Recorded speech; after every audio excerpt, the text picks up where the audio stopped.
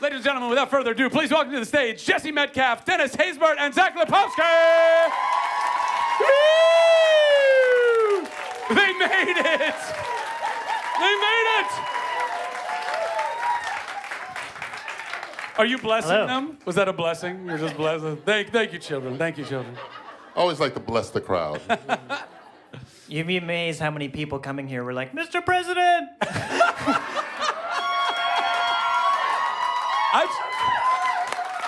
I've just been talking about my car insurance. That's why it's all day. It's the weirdest thing. It all works. It all works.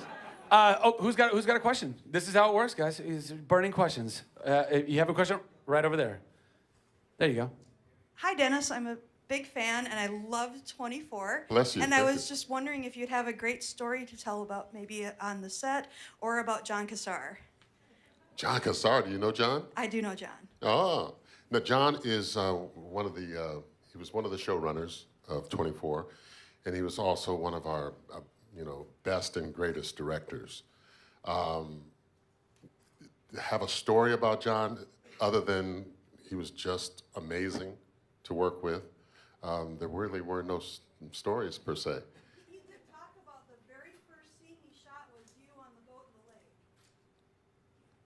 Oh my God, okay. Well, see, that takes me back, because there's so many things. Would you like to tell the story? Apparently you know this story very well. Well, the only thing I remember about being out in the dock and on the lake is they had the camera set up and they wanted me to cast the, my fishing pole, my fishing line towards the camera, and it fell right in front of the camera. So it was like perfect. It was like one take. I said, "Oh, let's go." Next. No, but that was beautiful. Yes, I have nothing but fond memories of 24, except on that 5th season, first episode. We got a question right down in front. Can we get her a microphone, please? Oh, we got a volunteer running down. Oh, that's so generous. For each of you, I'd like you to talk about Dead Rising and like your best experience and what you're most excited about the film. Okay, I'll take that.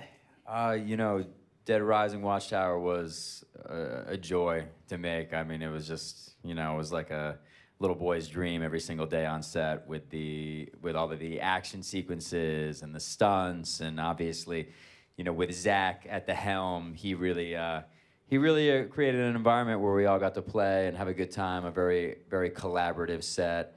I wasn't that familiar with the game when this opportunity came about. I auditioned just like anyone else would have, and they saw fit to give me the role. And then I went out and I bought the games. I bought Dead Rising 1, 2, and 3, and Dead Rising Off the Record. I tried to log in as much gameplay as I possibly could. I definitely deferred to Zach and also another one of our producers, Tomas Harlan, who are both really aficionados in the game. It was a labor of love. Obviously a live action version of a very popular video game, but also a zombie movie. And I've been a huge fan of the genre for a really long time, really as long as I can remember. So, it was a great opportunity for me. For me, playing General Lyons was a real trip in that I was able to play a villain who wasn't necessarily, he shows up as a villain, but he's actually just doing his job. But blowing up zombies was real fun. Being able to have your finger on the button, and I just wish I was able to get out and shoot a few myself. Next time. But next time, good. Yeah. I look forward to it. And but again, it's just like Jesse says. It was like playtime. And when you're working in this business, if it's not fun, what's the use? So, it was a really great time. We got to eat. Well, I got bills. But there's a lot of jobs you can do, man, that you can eat. But to be able to make money and play like this and be paid for it is just outstanding. For me, it was very special. It was film where I was really allowed to make it my own. And everyone, and I come from much more of an independent sensibility, just making tiny movies with my friends, and suddenly I'm here with these two guys blowing up zombies with hundreds and hundreds of zombies at my disposal to destroy. But my favorite part was probably, which is kind of, it was more the challenge of it, was I had done smaller films, but I'd never done a film where you needed to shoot the whole finale of the film, which takes place on this huge street. And it was so big that we had to film it over 2 nights, from the sun going down, and we wrap when the sun comes up, go to sleep, come back, and shoot it again. And it's just one scene. And I'd never shot a scene over multiple days before, because I mean, lots of movies do that. I just never been on a film that was big enough to do that. And trying to, in my head, figure out all the action from one end of the street to the other, because you shoot it in chunks. So you shoot everything that happens here, but in the film it's all intercut because it's all happening at once. And so for me, I was terrified. I didn't tell anyone I was terrified, but I was like, okay. I remember when we were walking the crew through it the week before, and I started at one end of the street, and I'm like, and then this happens, and then this happens, and then 100 zombies come around here, and then they hide here, and then all the soldiers start shooting, and then they pull out weapons, and they all start trying to kill each other behind this car, and everyone's kind of looking at me like, how are we gonna do this? And then my favorite part was those 2 nights actually kind of doing my work, making sure to plan everything, and then doing every piece by itself, thinking, okay, I think we have all of the complexity of this. And then in the edit, thank God my editor somehow made it all work. But the challenge of kind of doing a huge action scene like that, the kind that I've always watched and loved seeing in giant movies, and they, like the scene in Indiana Jones with the flying wing when they're trying to get the Ark on it. Like, he shot that in 4 days. And I was kind of like, wow, it's such a great scene, but trying to figure out to make a scene in 4 days, and that was my kind of first attempt at doing it, and it was really fun. Yeah, right here. Hello, my question is for Jesse. Jesse, you've had quite a diverse acting career, from Passions to Dallas and to now this. Is there an area of acting or entertainment that you're still, or a type of role you're still hoping to come into or try, or? I never think about my career or, kind of my journey in this industry in those terms. I think you get asked that question a lot, like, what's your dream role, or, what role would you like to play that you haven't had the opportunity to play yet? And it's always a very difficult question to answer, because just certain opportunities kind of present themselves over the course of a career. And bringing it back to this project, I mean, this was definitely a genre that I wanted to be a part of. So I was very thankful for this opportunity, and really proud of the finished product, that we put something out there that I think's, really cool, really fun. Honestly, I just go with the flow, occasionally, more than occasionally, I'll turn down an audition or an offer or something because it's just something that I'm just not interested in, or maybe it's more the same, something that I've already done. And I always like to do something that's different, and it's nice to hear someone like yourself say that I've had a diverse career, because, that's at the end of the day, that's what I want more than anything, to have a diverse career.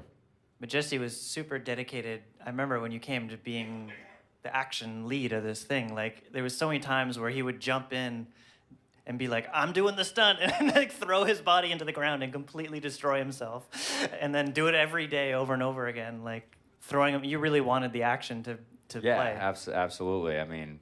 Zach's right. I was covered head to toe in like scrapes, bumps, and bruises at the end of every day of this shoot. And at the end of every day, I literally collapsed into bed. It was really physically demanding, but I think the commitment shows. We were just actually talking about, my stunt double on the movie earlier, and how, he'd be like, getting up out of his chair to get in there, and I'd be like, hang on a second, buddy. I got this. See, the professional knew how to fall but not hurt himself, whereas Jesse would just be like, ah! And it would look great, but it would be like, oh, God. I remember, too, when they were doing there's a scene with a killer clown, and he's got, just the nastiest of stuff coming out of his mouth. And he's like leaning over Jesse, and it's all dripping onto Jesse's face. And I'm like, you wanted this role, man. I was like, you wanted to be in the situation where this giant killer clown is spewing nastiness into your mouth. But I can't get rid of that clown either. He's still stalking me on social media. The actor that played the clown. He's a professional. He's not just a psycho clown in the movie. He's a little bit of a psycho clown in real life. He's watching right now, Jesse. Hey, Ernest. How you doing, buddy? Talk later. You guys want to pick? You want to pick your next questioner? Sure, how about the guy all the way in the back? Yep. So this film being put out by Legendary and then being released on Crackle is a very different kind of delivery vehicle, putting it out in a web-first format and broken up in that way. Can you talk about the experience of making a film that is a full feature film, shot and created that way, but done for digital distribution, and how that affected both you guys, choosing the role, maybe having a new opportunity, and what challenges that created? Yeah, it was actually quite liberating, which is what I was surprised by. There was many more liberties than there were challenges because of it. A whole bunch of some just from, it's online, so there isn't necessarily ratings that you have to worry about. Like, we had all the gore and swear words and stuff that Dead Rising deserves, and at no point was it like, oh, but it has to be within, it was like, it's on the internet. It's like, it doesn't matter what you do. It was like, okay. And then same with running time, just like all your favorite shows that are streamed, like, they don't have to be exactly 22 minutes. It was like, okay, well, let's just do what's right, for each part of the film. And then beyond that, it was just the demo of people who love this game are also online. And being able to have it be on Xbox exclusive right there next, the game was an Xbox exclusive, and now you can watch the film right next to it. And just the fact that because of Crackle's free, anyone can watch the film. And so that was really cool. It was like, as soon as it's out there, you don't even have to have the $8.99 to be on Netflix. It's just like, go watch the film.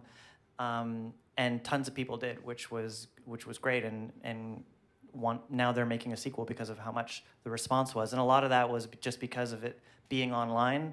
We didn't have to make it for a mass audience. We didn't have to make it for 3,000 screens. We could make it for the fans of the game and really make it true to that, because once you do it for that smaller piece and you put it on that platform, you could just make it exactly for those people. And obviously other people will find it too, but it was great to just make it the way we wanted to, mostly because of it being online. So that was a huge help. That about covers it. You in the middle. Yes, you. Hello. Hi, Dennis. Hi, guys. Congratulations on your project. Let's go back to the unit. Good memories.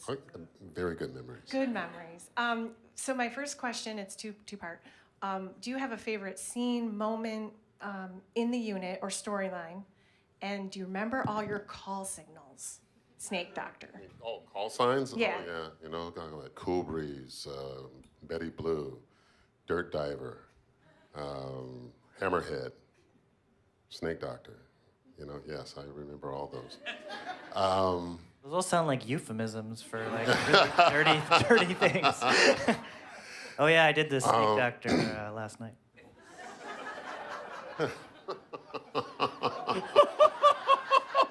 Oh, the old blue eyes. Yep. Favorite scenes? Wow, there's 4 seasons of one of my favorite scenes. Oh God, I think it was in the first season, and the team was in Africa, and we were looking for a satellite, and we stumble across this terrorist that's working with these Africans, and we finally capture him, and we bring him onto the plane, and we have this discussion because all my guys are exhausted and pouring water over their heads. And we shot this in Santa Clarita, which is on the same, I think, latitude, longitude line of Iraq. So it was 115 degrees, 120 degrees. And I love that scene between me and this other actor. I can't think of his name at the moment. And we come to a silent understanding, and I go up to the front of the plane, and he falls out of the plane and kills himself, because I know if I get him back, he's going to get tortured. And I just sort of made my call and said, I'll let the guy take himself out. So that was one of my favorites.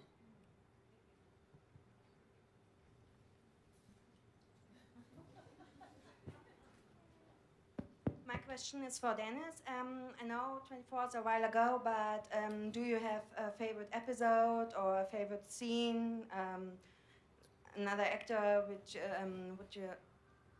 My favorite episode in 24 was the 25th Amendment episode, when I was about to be impeached. I mean, not impeached, but I guess it was impeached. Yeah, they were going to take me out of office, and I'm talking to my cabinet, and I'm asking them, I said, what did I do? Do I look unstable? And I had this great speech, that the writers wrote for me. And that's another thing. I'll tell you this about 24. I never changed a line. In the 4 seasons that I was on that, we had such a symbiotic relationship. I never changed a line.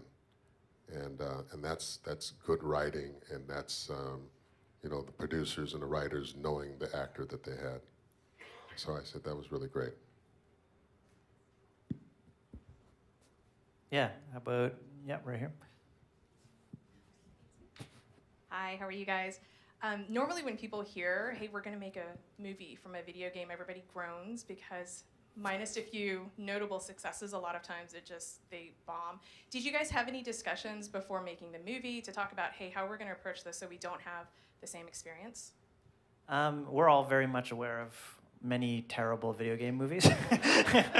I think the real exception here, and a lot of people have said it's one of the greatest adaptations of a video game, maybe to a fault. It's just so much for the fans, and maybe not anybody else. But we're all real gamers ourselves, and I think a lot of the bad video game adaptations were maybe just someone grabbing an IP and not really understanding what made it what it was, and then just making it without any of the cooperation of the fan base or the people that made it and all that kind of stuff.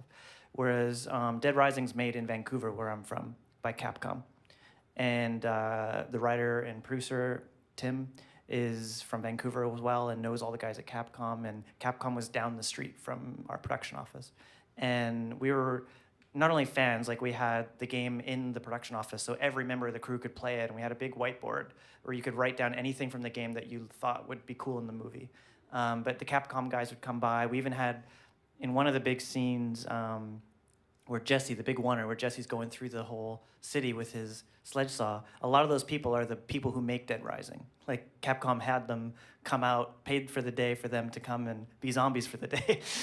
And so I think a lot of it just comes from being true to what makes that property great, being a fan of it yourself, and celebrating that, rather than trying to just grab the pieces of it that people might know and then trying to sell that to everybody.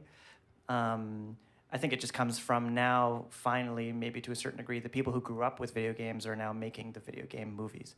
And so in the same way that people who grew up with comics are now making the comic movies, it's coming from that second generation, rather than maybe the people who were just trying to grab stuff while it was hot. So, I mean, it comes with, every film can be good or bad. There's a million different decisions that go into it, but I think a lot of it has to do with the people that are making it and for what reasons. Are you trying to say that the Super Mario Brothers movie starring Bob Hoskins was not a great movie? I don't know Or if the they Street flew Fighter everyone movie? from Japan over to be in that movie. I don't know. What is the best worst video game ported movie in your opinion? Yeah, good. What was that? I thought somebody was like you were very adamant about it. Now it's opened up. Now it's like, oh, he's asking us? Oh, great. Street Fighter was kind of hard, wasn't it? That was a hard one. That was hard. Zach, what about you? I mean, as a gamer, what like just broke your heart? Oh, I'm trying to think. See, my heart's full of all the movies that I want to make, not all the ones that I hate. Well, you're a positive person. Yeah, no, none's coming to mind. I mean, I think of, it's just, they're always just kind of different. But it's hard. A lot of video games don't even have a main character that has a lot of traits sometimes. Oh, sure, yeah. You're supposed to put yourself into the main character. So adapting that into a film is not always great. So what we did with our film, and these two guys are good examples of it, is the cool thing about Dead Rising is it's a different city every time, and there are characters that go through, but each city is a new setting with new characters, a new plot, so we were able to make our own outbreak in between two of the other outbreaks, and I think that's really unique about the film is our film takes place within the canon of the storyline. So there's 3 Dead Rising games, and ours takes place between Dead Rising 2 and Dead Rising 3, and tells the story of how we got between those 2 games. And so we created 2 characters to be within that world that are new, so we could make them perfect for the film and give them character arcs and really develop them perfectly as a film so that their story can be told in 2 hours. Because a lot of games are, 80 hours. So, and then have people like Rob Riggle playing the iconic characters that people know from the franchise. That didn't answer your question. So No, it didn't. No, very it good did not. kind of but actually, sidestep. but it does bring me to another point because to take the more positive slant on it of the movies that you do have in your head or that you would want to make, what is a video game that you would like to make into a movie? There's quite a few. I think Fallout is a huge one for me. I remember playing the first Fallout and just loving that.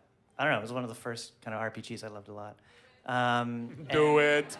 Another one I'd love to resurrect, I don't know where it's at, is Homeworld. It's like an old RTS that was just the most cinematic, beautiful space strategy game. It was like one of the first RTSs that used the 3rd dimension. So like every other game, your space is flat like it is in Star Trek. But this game, you could just like attack from above or below. Or like it was like such a great and so cinematic. You could go down to the tiniest little ship or up to the hugest mothership. And I would just play that game over and over and over again, looking for cool new angles and just because it was so cinematic. So I'd love to do either of those. Dennis, Jesse, do you guys game at all, or do you game specifically when you're like doing a movie and you wanted to kind of research that world? Well, that's mandatory. But in adulthood, no. I mean, I don't really game. But I mean, as a adolescent, as a teenager, I mean, that was kind of how we established the hierarchy amongst our group of friends. Who was the best at video games? And I was typically the worst. I'm not gonna lie. But there's a lot of amazing games out there. I mean, there really are. And the producers of our film, which kind of piggybacks on the last question a little bit, contradiction, and kind of adds something to the story of, making live action movies based on video games, is that, they really work tirelessly to kind of forge these relationships with these video game companies again, which I think video game companies generally really just turn their backs on Hollywood because there was such a string of movies that hurt these brands, which are already $100 million and up franchises. So why would they want to really do business with Hollywood anymore? So it really took, excuse me, Tomas and Tim's dedication and knowledge of the game, specifically Dead Rising, to sort of finesse these relationships and give Capcom confidence that they were going to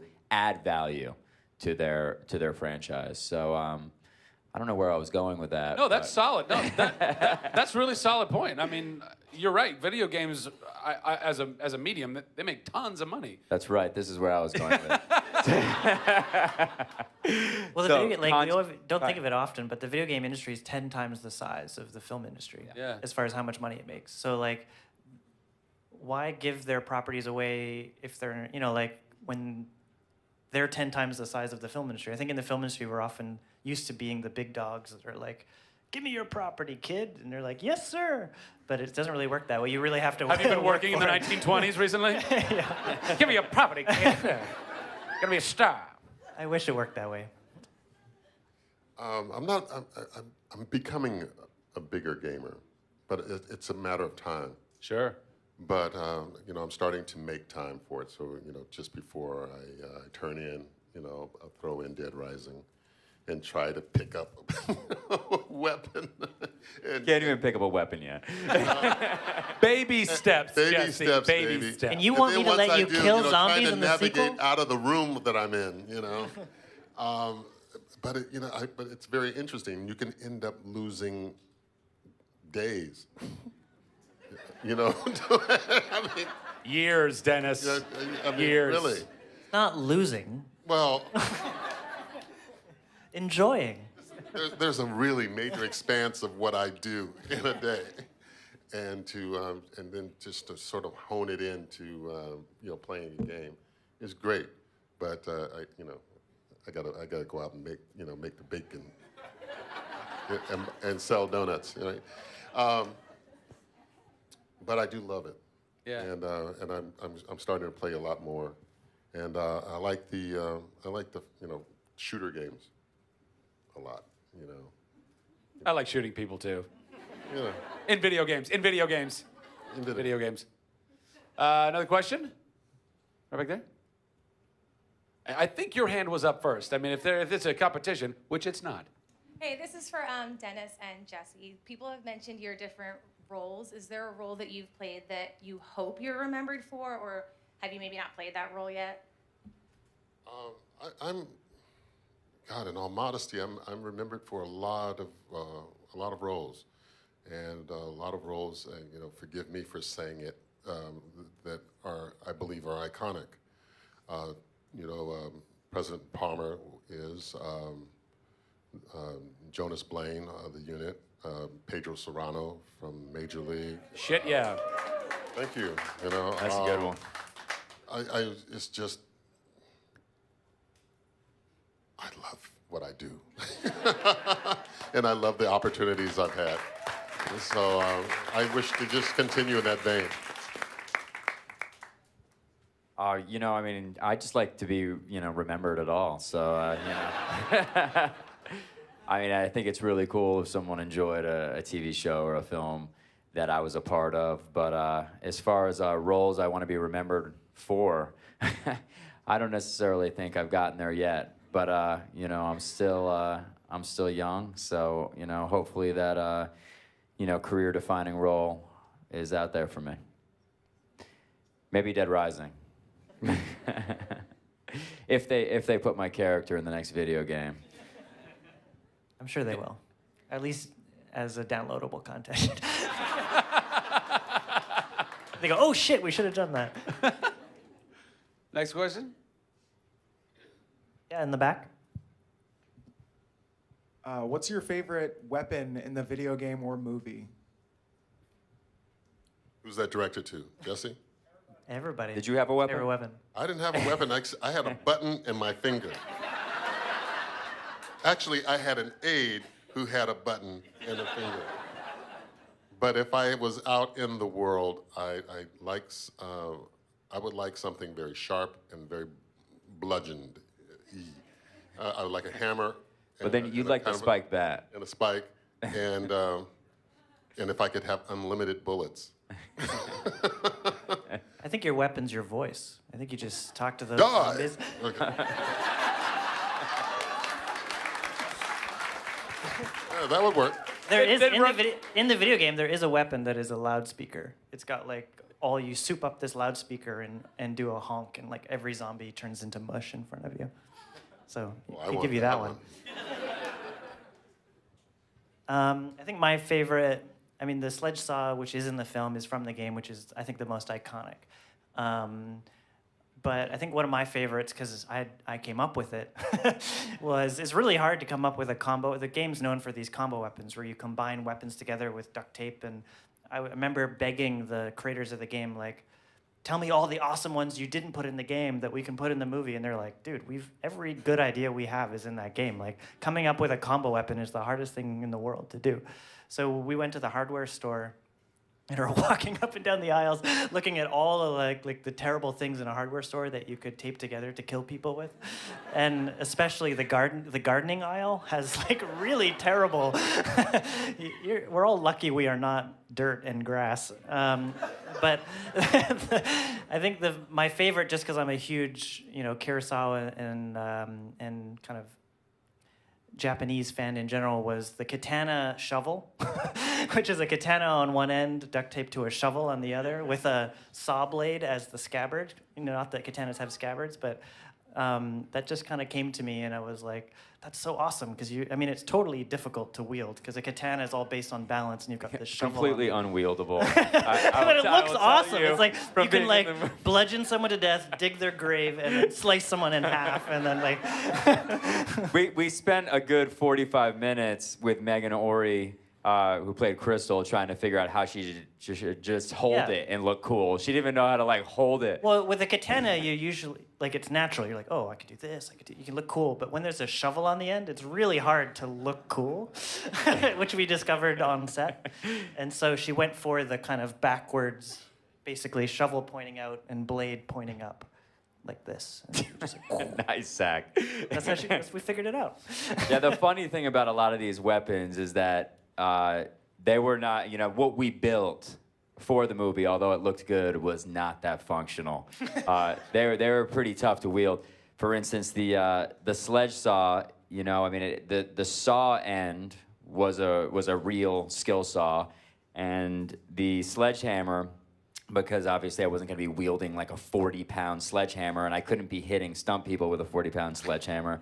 I had a styrofoam sledgehammer. So needless to say, the balance of that weapon was terrible, and it was just like destroying me. It was like messing up my hand. It was like impossible to swing. I would go to swing the sledgehammer, and there was no weight to it, and I'd have to like follow through with like my whole body to really sell it.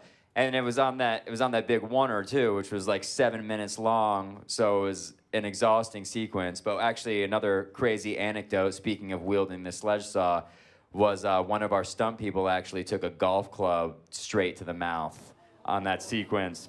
Yeah. She was a really tough young girl, actually, and I basically slice her with the sledge saw, and then I'm supposed to trip her with the sledgehammer.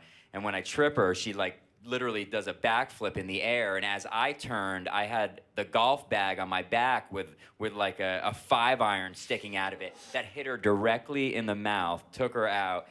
We continued on with the take, and I came back to her, and she was still on the ground, and I was like, okay, hey, they said cut, and she was literally like laying in a pool of blood.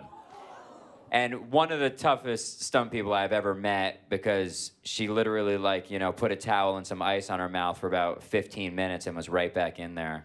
Yeah, well, we did that. I think we still did, because that was part of our big one take, so we had to get it all in one take. We did it another 12 times, I think. The other crazy thing is there was a GoPro on her shoe, looking right up at her, because we were hiding GoPros everywhere for the whole shoot. And we looked at the footage afterwards, and there's literally blood dripping straight onto the GoPro. Because it's exactly below her. And it was like, if it wasn't inside the oneer, because of course putting that one shot in the middle of it would make it look like we did an edit. Wouldn't be good, but it's a cool shot. It's just like, you never seen blood drip right onto the lens from someone's mouth by accident. Yeah. All right, next question. All right. In the back corner there. What's this one scene that you edited out that you wish you would actually put in? There was actually no scenes we edited it out. There was just there's probably years worth of Rob Riggle stuff that we just couldn't put in there because it was like we shot with him for, I think it was 6 or 7 hours of just continuous hilarity and improv and just let them going. And there was just so much stuff that was hilarious, but at a certain point it's slowing down the film. You can't put in every joke, but there was I just remember there's this one line, which isn't necessarily entirely PC, but he was he was talking to Susan, who's the newscaster, and he's asking about do you have a husband? And she's like, oh yeah, he's still alive. He's like, are you sure? Like, yeah. Well, he might be dead. And she's like, well, I'm not into that. And he goes, well, I don't know. There's 1 or 2 zombies I wouldn't mind taking a closer look at, if you know what I mean. It just sits back, and we were so dying to put that in the film, but it just didn't work. I think on the DVD they're putting all the extra stuff that Rob Riggle did, because there was just hours of great stuff. There's one scene we did cut from the film, which was cut It was actually one of the characters at the end of the film was shown dying. And everyone who was, when we were editing it, just showing it to my friends, they're like, oh, why does that character die? That's so dumb.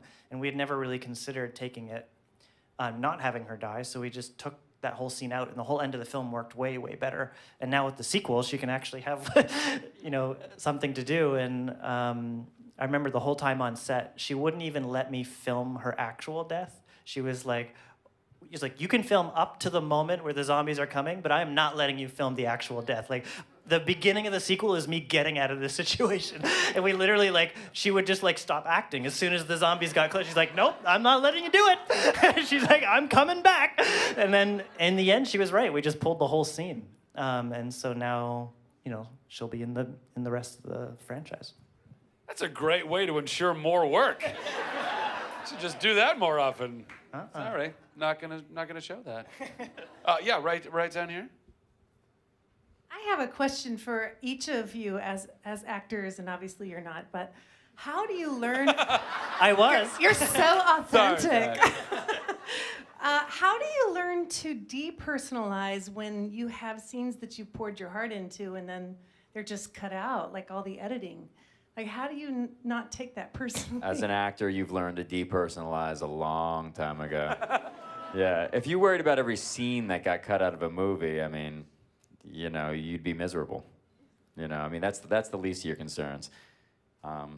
That's my 2 cents. You can't take it personally, and you just have to trust that the producers and the director, know what they want, and be good with that, until you get the reins and you're directing yourself, because it's really hard. I directed one episode of The Unit. And I turned in my cut. I took that more personally, that they changed my cut than actually, cutting something out. So, but as an actor, no. I just do every scene, the best that I know how, and let the chips fall where they may. A lot of the time, I'd say the vast majority of the time, scenes aren't cut because the scene wasn't good. The vast majority of the time, you're cutting it either for timing, because the film's just dragging and that scene doesn't necessarily forward the plot. The film still makes sense if that scene isn't there. So that's the one you have to take out. Often those are the best scenes because it's just the characters being themselves. And so you want to leave that in, but it's just slowing it down too much. Or sometimes, like in the other, you're showing too much about a part of the plot that it's actually better if the audience doesn't know that, because then they're wondering later on. So a lot of the time it's actually structural things, not performance, because it's a really weird thing in the film industry, because you write a script, but that's not a movie. Like, you can read a script all day long, but you don't really know what the experience of watching this film is. And then you start showing it to people to kind of learn. And you realize right away, oh, we don't need this, we don't need this. Like, people figured this out 10 minutes ago, so why are we explaining it to them? We got to take that out. And so that's usually why stuff gets cut. Not because it's terrible. Did you want me to answer that too? This is their panel. I don't want to be taking their time. The only thing I would say is I get frustrated mainly because I'm like, well, I'll go like, well, we just shot a day. What we could have been done. Well, we could have gone to Raging Waters. Why were we shooting that day? I get frustrated because I think to myself, like, why couldn't we have figured out that we didn't need that before we spent thousands of dollars and 12 to 16 hours of that day, or multiple days or whatever, and putting it all on a screen and then going, oh, you know what? Yeah, we didn't need that scene. That can get frustrating. Like Zach was saying, though, there's a creative process in visual filmmaking or in visual storytelling where sometimes it's very difficult to tell. And that's where that balance becomes. Like Dennis, I directed some episodes of Chuck, and that was very difficult sometimes because you're killing your loved ones. You have to look at scenes that I wasn't even in, but I'm looking at other scenes going, oh man, I really wish I could have kept that in or not. And then from an acting standpoint, it can be frustrating also because you build your whole character arc. So you're reading a script and you go, okay, so this is where I start, and then I go here, and then I go here, and then I go here, and then I go here. And the only reason I ended up here is because of those 4 other spots in between. But if you cut one of them out, then people might be watching the movie and go, so he was like super calm here, and then in the last scene, he's super aggro. What happened? Why did he all of a sudden just jump to being crazy? And that can be, frustrating. Does that, do you guys ever experience that? Yes and no. If the script is written in such a way that they would omit something essential like that, then there's a major problem with the production staff. Yeah. But if you can get around it, so that's why they test films.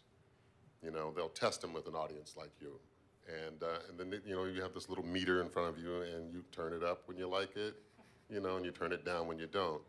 Or if it makes sense, you turn it up. If it doesn't make sense to you, you turn it down. And then they get all that data, and they go back to the editing room, and they figure it out. And the reason why they shoot as much as they do, because I shot a lot of stuff when I directed, and I say it because if I don't shoot it now, I won't be able to come back and shoot it, knowing that some of my babies are going to die. Some of the things that I shot are going to die on the floor, but you have to shoot them in order to make sure you've got everything, and from all different angles. So you bleed a little bit when you have to let something go, but let something go you must. Well, I just think it's super strange as the director or the part of the creative team with the writers and producers, because we know everything about this project more than anyone would ever know, yet we're in charge of creating something for people that know nothing about it. And we can never be in that frame of mind. Like, we're the furthest people on the planet from that frame of mind, yet we are in charge of creating it. And so you think all this stuff is really important, and then you show it to people and they're like, no, that's stupid, we don't need this. You're like, I totally got that, or this opening beautiful wide shot is really boring, you need to get rid of that, even though it took you 3 hours to get it. Like, the audience is coming at it completely fresh, and you're not, yet you're in charge of doing that. It's a really difficult job, so getting as much perspective from people as possible is pretty important. Oh, we got time for 1, maybe 2 more questions if we're quick. Right here? Hi, I just want to thank you for being you. What? Well, thank you. Me too. Me too, Zach. Yeah. You're amazing. I think you know that. Well, if you know it, I don't know how amazing you are. Never mind. That's very Anyway, bad. my question's for Jesse. Every time I Wait a minute, I'm amazing, but he gets the question? I see how it is. I'm kidding. Go ahead. Every time I see you in any show or movie, I always think of that scene from John Tucker, and I think you know it. The lacy I think we should underwear. discuss it in detail. I just wanted to know, is that your most embarrassing scene? Were you embarrassed? And Yeah, probably. We're talking about like 50 extras and like a 30-person crew in like a red lace thong. I'll have you know that thong was modified, by the way, to, house, So guys, don't try that with a regular thong. You know what I'm saying, right? No, I'm just kidding. I